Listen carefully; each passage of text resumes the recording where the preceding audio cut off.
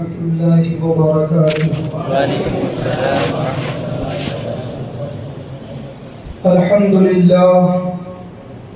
الحمد للہ نحمده ونصلي ونسلم على حبیبہ الکریم وعلى آلہ واصحابہ اجمعین، اما بعد، اعوذ باللہ من الشیطان الرجیم، بسم اللہ الرحمن الرحیم۔ ان الذين قالوا ربنا الله ثم استقاموا تنزل عليهم الملائكة ألا تخافوا ولا تحزنوا وأبشروا بالجنة التي كنتم توعدون۔ صدق الله مولانا العظيم وصدق رسوله النبي الأمين المعين الكريم، ونحن على ذلك لمن الشاهدين ومن الشاكرين والحمد لله رب العالمين۔ انتہائی عقیدت و احترام کے ساتھ حضور صاحب الاولاق فخر موجودات و رحمت عالم نور مجسم جناب احمد مجتبی محمد مصطفیٰ صلی اللہ علیہ وسلم کی بارگاہ اقدس میں درود و سلام کا نذرانہ پیش کرنے پڑھی۔ اللہم صلی علی سیدنا و شفیعنا و نبینا و مولانا وملجانا محمد معدن الجود والکرم وعلى آلہ وصحابہ بارک وسلم۔ صلاۃ و سلام علیک یا رسول اللہ، صلاۃ و سلام علیک یا حبیب اللہ۔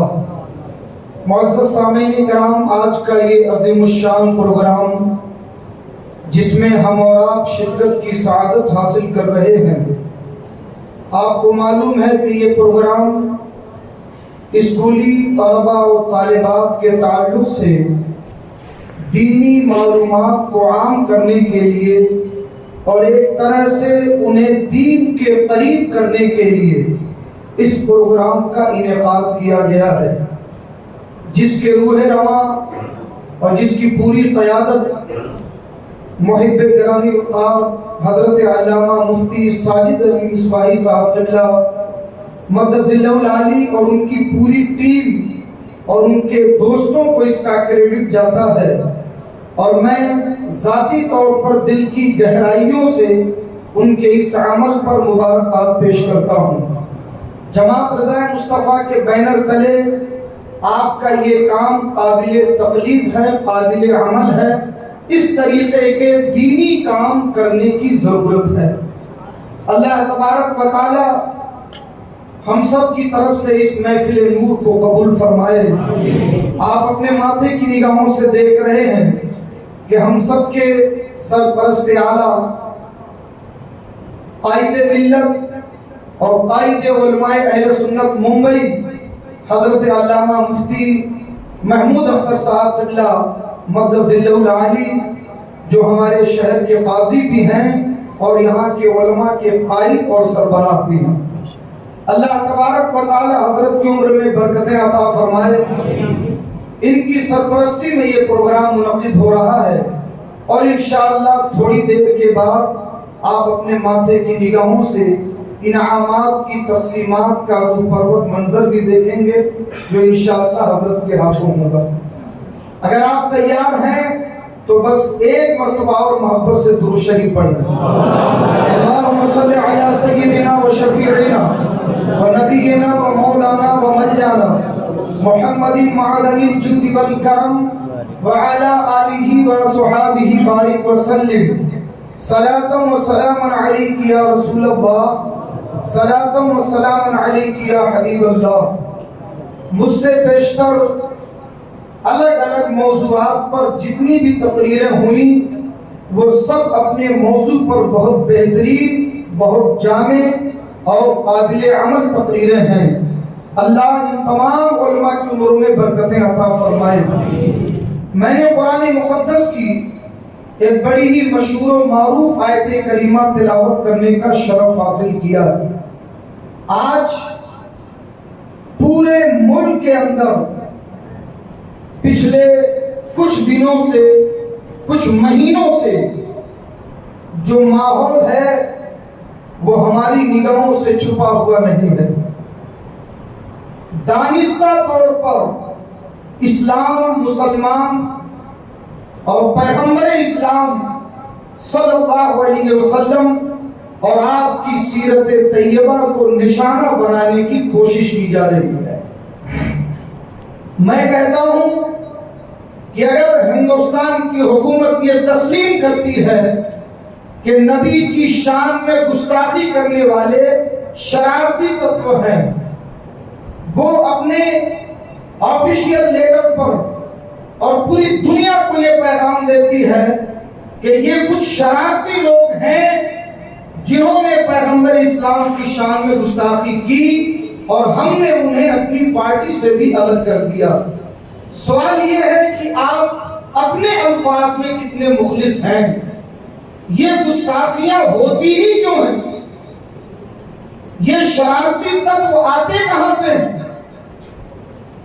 آج یہ ایک دو واقعہ تو نہیں ہے، ہزاروں کی تعداد میں، اور مسلسل کئی مہینوں سے یہ سلسلہ چل رہا ہے۔ آج شرارتی تتو بھی صرف دو چار نظر آئے، ہزاروں کی تعداد میں ہے۔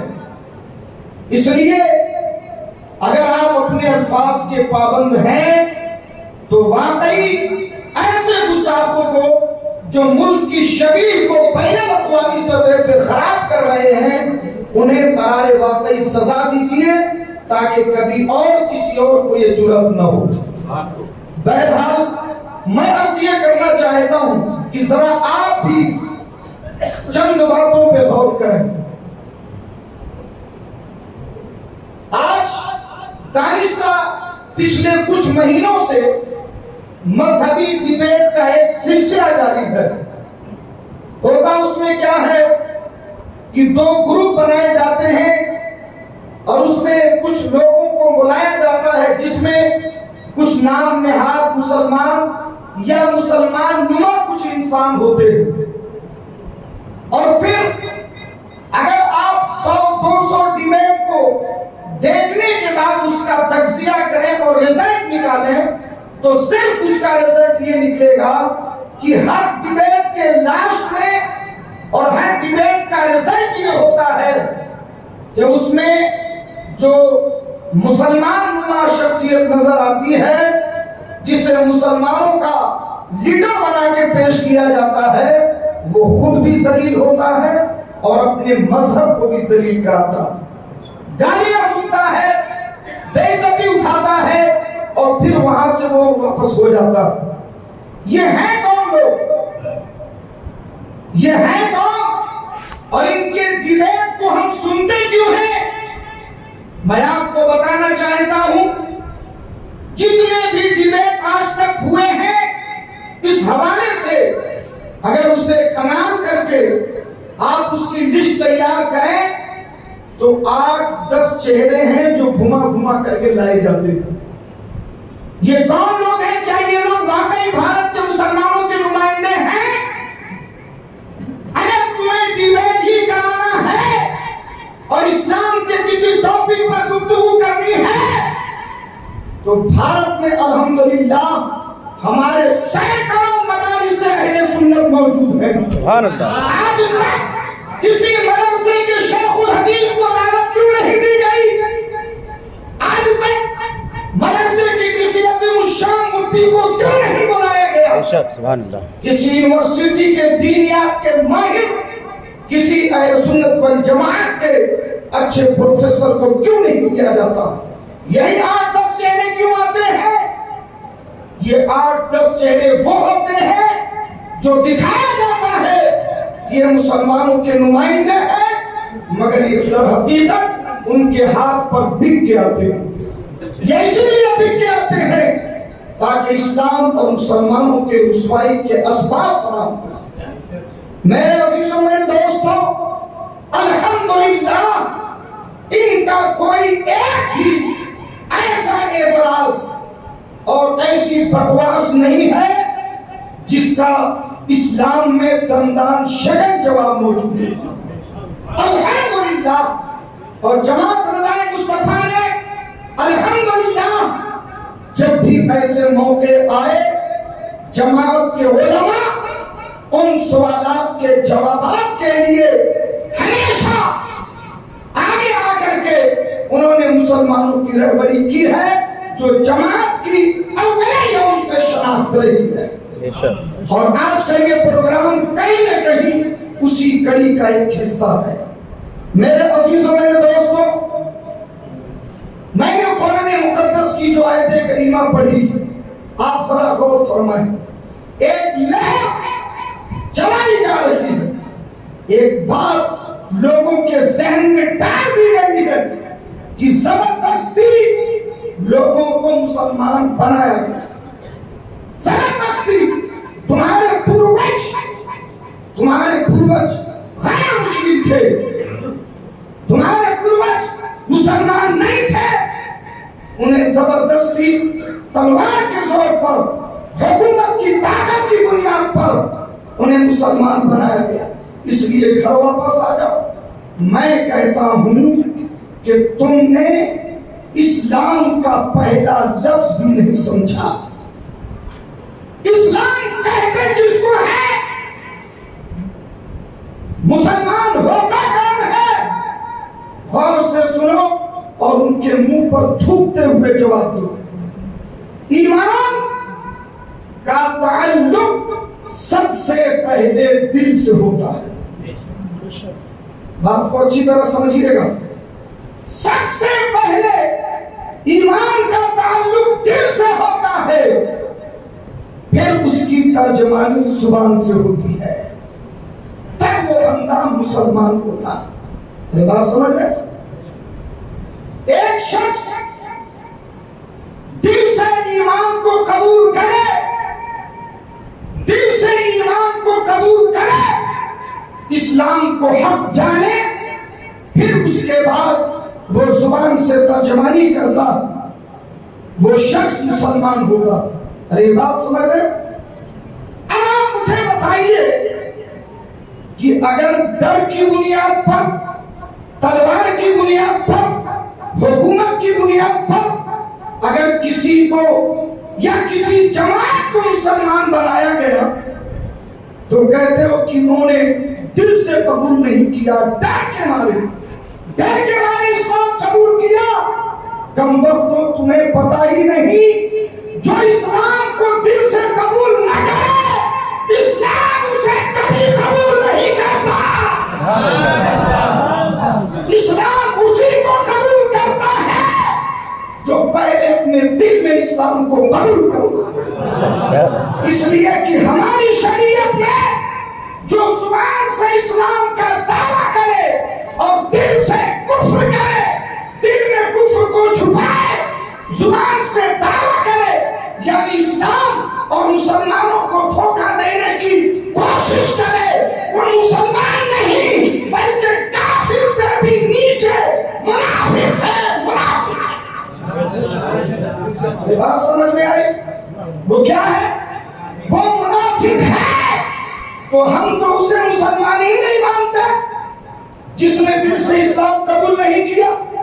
ارے بولو بھائی، ہم اسے مسلمان نہیں مانتے، ہمارا دین اسے مسلمان نہیں مانتا۔ تو یہ سوال یہی ختم ہو گیا کہ ڈرا کے مسلمان بنایا، جھکا کے مسلمان بنایا، حکومت کے خوف سے مسلمان بنایا۔ مسلمان تو وہی ہے جس نے دل سے اسلام کو قبول کیا۔ بات سمجھ میں آئی؟ مگر افسوس یہ ہے کہ یہ ٹیلی ویژن کی جو ڈیبیٹ ہوتی ہے، اس سے ہمارا مسلمان کیوں متاثر ہوتا ہے؟ کیسے تمہارا ایمان اتنا کمزور ہو گیا؟ تم ٹیلی ویژن کے ان بھاڑے کے ٹٹوؤں کی باتیں سن کر تمہارا ایمان ڈاواڈول ہونے لگے۔ ایمان تو اس کا نام نہیں ہے۔ جب ایمان قبول کر لیا، اللہ کو ایک مان لیا، دین مصطفیٰ پر ایمان لے آئے، تو سورج پورب کے بجائے پچھم سے نکل جائے مگر ہمارا ایمان ڈاواڈول نہیں ہوگا۔ نعرہ تکبیر، نعرہ رسالت، مدحِ اعلیٰ حضرت، حضرت رضا مصطفیٰ، علی اختر رضا صاحب قبلہ۔ آج اسلام لانا بہت آسان ہے، بہت آسان۔ 1400 سالہ تاریخ ہے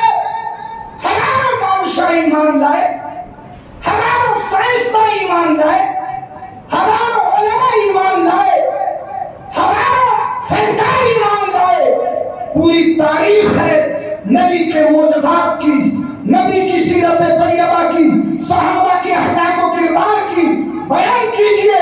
اسلام ایک انٹرنیشنل پہچان رکھتا ہے اور تاریخ کا سب سے عظیم چہرہ جسے کہا جائے وہ اسلام ہے۔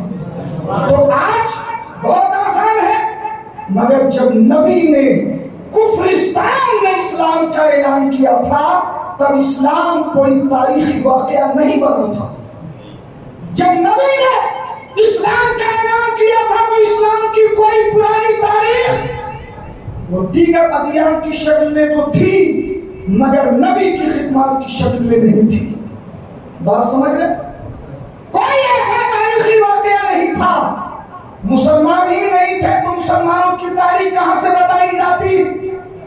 اس وقت نبی کی بات مان کے مسلمان ہو جانا بڑا مشکل تھا، بہت اہم بات تھی، اور وہ بھی ایسی سچویشن میں کہ اگر مسلمان ہو جاؤ گے تو زندگی تمہاری برباد کر دیں گے، تمہیں قتل کی سازش کریں گے، تمہاری دنیا تباہ و برباد کر دیں گے۔ دھمکیاں ہی نہیں کیا جاتا تھا، باضابطہ سزائیں دی جاتی تھی۔ نبی اسلام کا پرچار کر رہے ہیں، مسلمان ہونے والوں کے لیے سزائیں تیار ہیں۔ اسلام پر اس وقت ایمان لانا یہ بہت مشکل تھا، مگر اس وقت جو ایمان لائے ایسا ایمان لائے کہ رہتی دنیا تک اللہ نے ان کے لیے ان کو معیار ایمان بنایا۔ فَإِنْ آمَنُوا بِمِثْلِ آمَنْتُمْ بِهِ فَقَدِ اهْتَدَوْا۔ اگر تم ایمان لاؤ جیسے صحابہ ایمان لائے تب کامیاب ہو۔ اگر تم ایمان لاؤ جیسے کہ یہ نبی کے صحابہ ایمان لائے تو یقیناً تم ہدایت پا گئے۔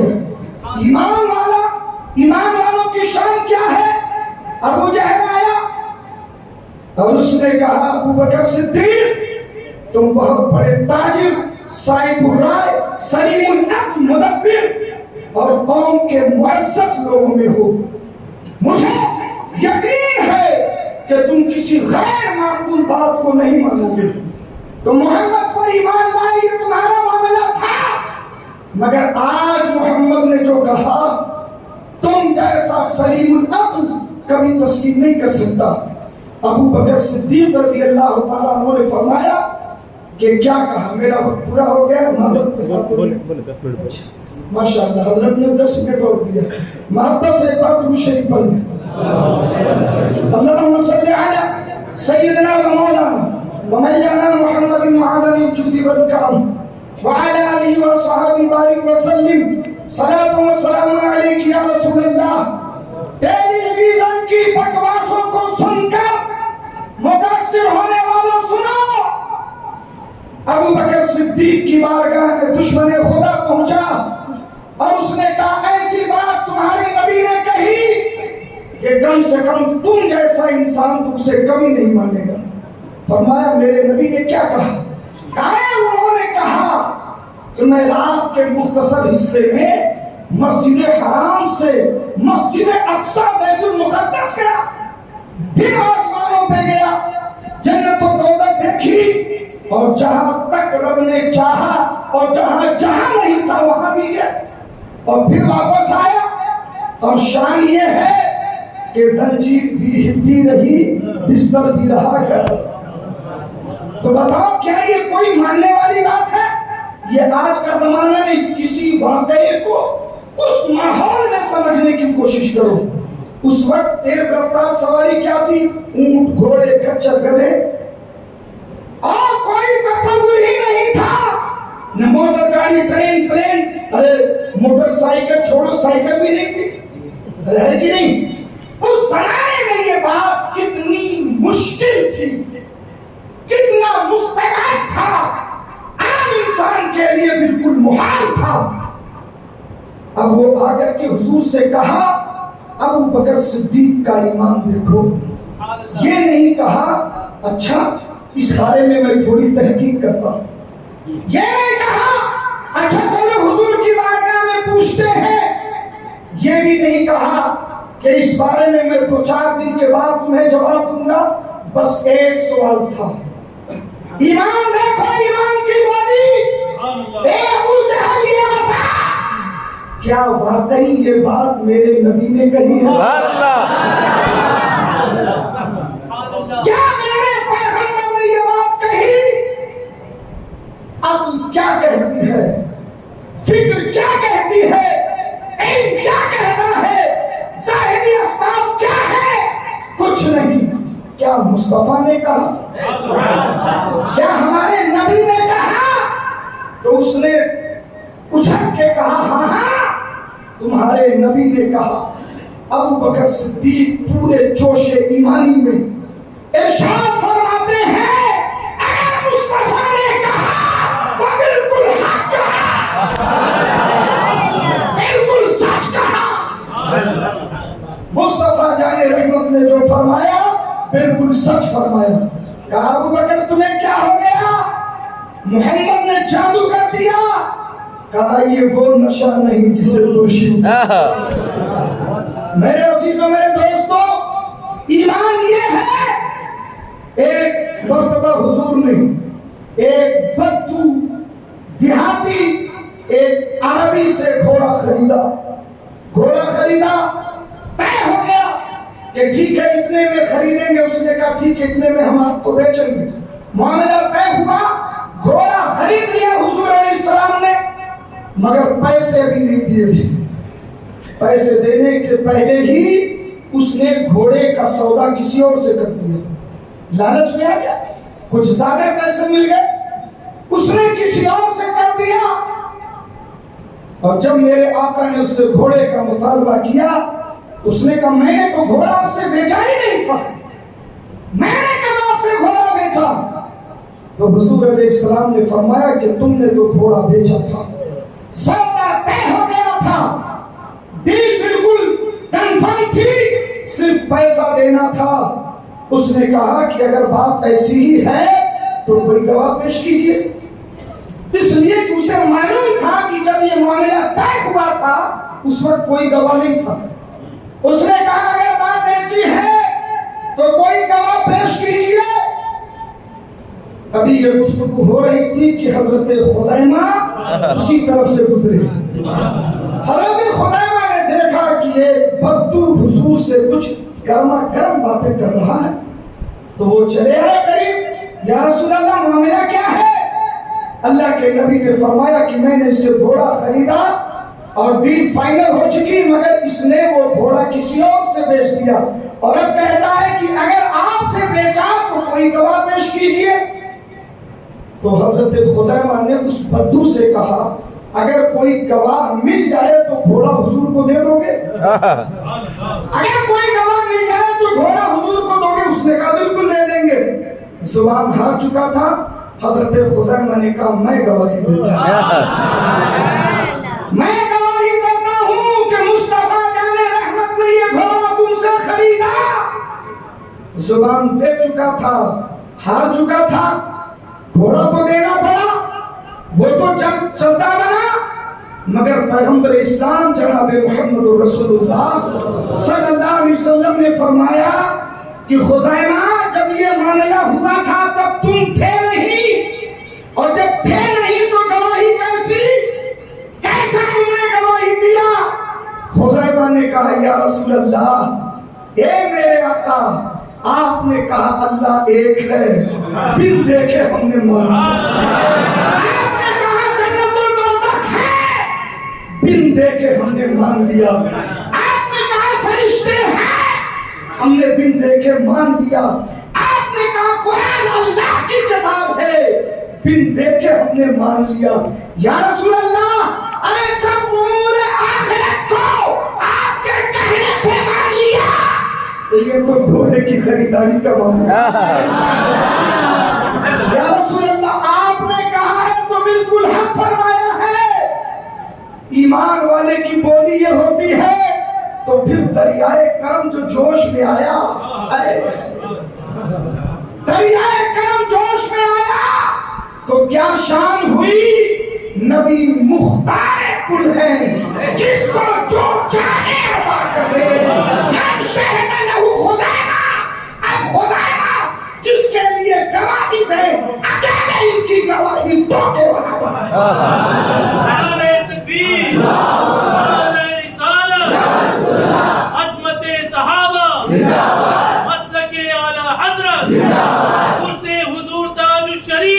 जमात रज़ाए मुस्तफा।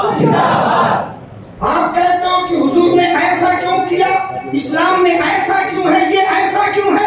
ارے ایمان صرف یہ ہے کہ اگر یہ اسلام میں ہے تو بالکل حق ہے۔ بے شک ہم نے عقل کی بنیاد پر اسلام کو قبول نہیں کیا، ہم نے اپنی فکر کی بنیاد پر قبول نہیں کیا، بلکہ یہ بات اچھی طرح یاد رکھنا اور اس سے ڈرتے رہنا، اللہ جسے چاہتا ہے اسے ایمان کی دولت عطا فرماتا ہے، اور اگر نہیں چاہتا تو دینے کے بعد بھی چھین لیتا ہے۔ اس کی مثال بھارت میں ہی، بات سمجھ میں آئی؟ اس لیے ان ٹیلی ویژن کے بکواسوں پر کبھی نہ جاؤ، وقت کبھی رہے گا انشاءاللہ، اور میں آپ کو بتاتا ہوں انشاءاللہ جماعت رضائے مصطفیٰ کے بینر تلے ہی یہ تمام باطل فرقوں کے ساتھ قنوت کے لیے جو بیکار کے اعتراضات ہیں، ان سب کا پورا پوسٹ مارٹم آپ کے موبائل پہ پہنچے گا، اور اللہ نے چاہا تو ان کی ہر ایک اعتراض کا منہ توڑ اور قدر شکن جواب آپ تک پہنچایا جائے گا۔ میرے عزیزوں، وقت زیادہ نہیں، یہ کام بہت ہے، اور ابھی حضرت کا خطاب بھی آپ کو سننا ہے۔ میں صرف ایک پیغام دینا چاہتا تھا، اور وہی میں نے آپ کو دیا ہے کہ کسی بھی بکواس سے، کسی کی باطل گفتگو سے، کسی ٹیلی ویژن کی ڈیبیٹ سے آپ اپنے آپ کو متاثر نہ کریں۔ ایمان یہ ہے کہ جو قرآن میں ہے، جو حدیث میں ہے، جو مصطفیٰ نے رحمت نے کیا، وہی حق ہے، وہی حق ہے۔ میرے عزیز و میرے دوستوں، اللہ تبارک و تعالی ہمیں حق کی اتباع کی توفیق عطا فرمائے اور اسی پہ قائم رکھے۔ استغفر اللہ ربی من کل ذنب واتوب الیہ، اشہد ان لا الہ الا اللہ واشہد ان محمدا عبدہ ورسولہ۔ انہیں بتاؤ کہ بھارت کا مسلمان کسی بادشاہ، کسی حاکم اور کسی حکمراں کی ماتحت اسلام قبول کرنے والا نہیں، اور بھارت میں جو اسلام آیا یہ کسی بادشاہ کی بنیاد پہ نہیں، ہم مسلمان ہیں تو خواجہ اجمیری کی بنیاد پر۔ ہم نہیں جانتے کہ بھارت میں آنے والے لوگ کون تھے، کیسے تھے۔ یہ بادشاہ ہیں، اچھے بھی تھے، برے بھی تھے۔